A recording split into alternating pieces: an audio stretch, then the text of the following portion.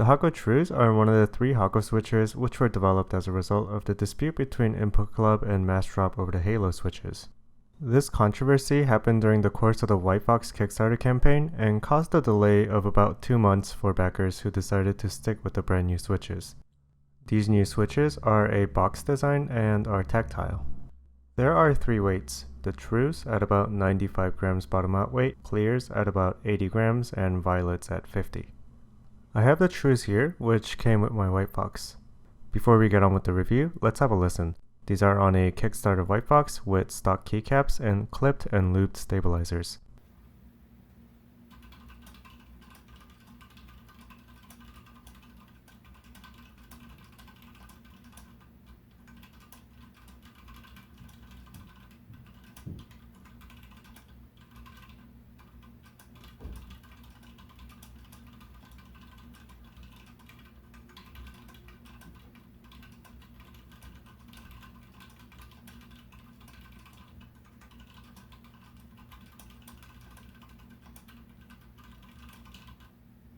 Any loose switches that I show off here will be desoldered from the board, so keep that in mind if you notice imperfections. Externally, the switch is very similar to any other box switch. The stem color is this weird skin tone, and it doesn't come with PCB mount legs, which could have helped with the alignment issues on the Whitefox.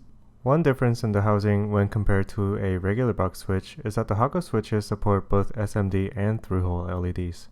Inside, it's more of the same. As with other box switches, there is a lid to the box that encapsulates the contact leaf, and the tactility comes from this little brown piece that gets pushed in and out by this ridge on the stem. As far as box switches go, I'd say this is pretty much standard fare. What this design amounts to is a tactile switch that has a lot of features that reduce its tactility. Namely, the spring weight and the location, size, and the shape of the bump all push the Hako Trues into the boundary between tactile and linear switches. Initially, the biggest thing you're going to notice with the Trues is their weight. For reference, my current favorite switches are 67 gram Zealios and Gateron yellows, which have a bottom out weight of 70 grams. So this 25 gram increase in weight feels significant.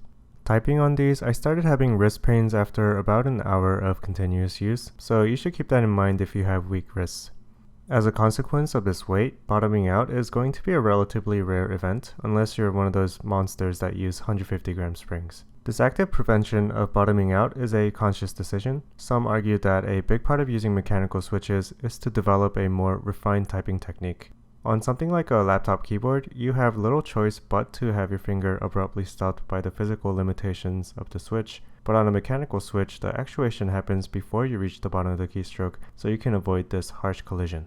The argument goes that by not bottoming out, you're preventing undue stress on your fingers. I haven't really looked into actual research on the topic, but I can buy it. So the Hako True switch's weighting really helps you get into this mindset. You'll need to pay attention to whether your ideal stopping distance comes after the actuation though. If you enjoy lighter switches, then you may be used to pressing with a certain amount of force, but that may not be enough travel to actuate the Hako Trues. This is the case for me, so I found myself having to consciously use more force than I like. A result of using more force is that going into the bump with a stronger keystroke means that there will be less contrast and feedback. In this way, the spring weight reduces the tactile feedback. Another defining feature of the Hako Trues is that the bump is at the top of the key press. In a more traditional tactile switch like Zealios, there is some amount of travel before the bump even begins, but there is none of that here.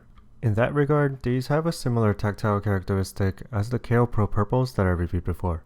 One side effect of this is that because the bump happens so early on, the majority of the remaining key travel is linear. Because you have such a long travel with a heavy weight after the bump, you're going to quickly forget about the tactile event. This is another strike against the tactility of Hako Trues. Another property that really gets these straddling the line between tactile and linear is the size of the bump. I've tested the switch with a variety of spring weights to determine this and found that the bump is about as big as a Cherry MX Brown switch. That's obviously really small and might even be taken as an insult. In any case, the final nail in the coffin for the Hako Trues tactility is the shape of the bump. Some bumps, like in Zealios, are snappy, others, like in Box Navies, are sharp and instant, but the Hako Trues have a very round bump. If I were to describe Zealios as like driving over a speed bump, then I'd say that the Hako Trues feel like when you're riding a small wave in the ocean. It's more of a nudge than a bump. With all of these points considered, I'm a little confused by the Hako Trues position in the market. These came to being with the Whitefox, and a lot of people ended up opting for them. Further, the Nightfox was only offered with the Hako Trues. This leads me to believe that Input Club thinks they belong in the mainstream, and I just don't agree with that. In the mainstream market, where Cherry MX Red, Brown, and Blues dominate, there is no demand for this kind of switch. And even in the enthusiast circles, most people prefer something between 50 and 70 grams of force. The heavy weight and the tactile ambiguity for the switch really makes it a niche in a niche product. So I just don't really see this switch being adopted by many. I've seen quite a few Whitefoxes up for sale recently, with the reason for selling being the spring weights of not only the Hako Trues, but the Hako Clears as well. In the end, I think the violets are going to make the most sense for the majority of people in terms of weight. I try to emulate them by putting a 50 gram spring from a box brown in one of the Trues. They may be using a different spring on the real violets, so don't take this as a fact, but I think it sort of feels like a less tactile version of Kailh box browns.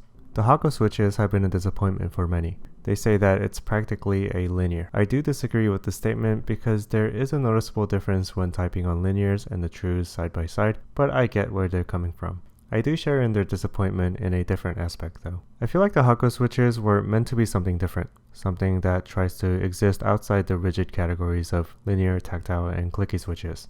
And while it does succeed, it's not really an innovation. Kailh had already created switches like the Pro Purples, which offer significantly reduced pre-travel, and the Hako Trues to me just feel like a lesser version of that with an unreasonably heavy spring. Like with anything in this hobby, I'm sure these will find a place in some niche, but I just don't think it'll have the widespread adoption that Input Club is probably going for. Thank you so much for watching, and subscribe for more overthinking of obscure keyboard parts. We've recently passed 100 subscribers, and I'd like to thank you all for that. This was just a hobby that I got into without any expectations, and it's really crazy to see any number of people watching through these videos. I know my videos are pretty rough, but I'm learning a lot as I go, and hope to improve them going forward. Again, thank you so much.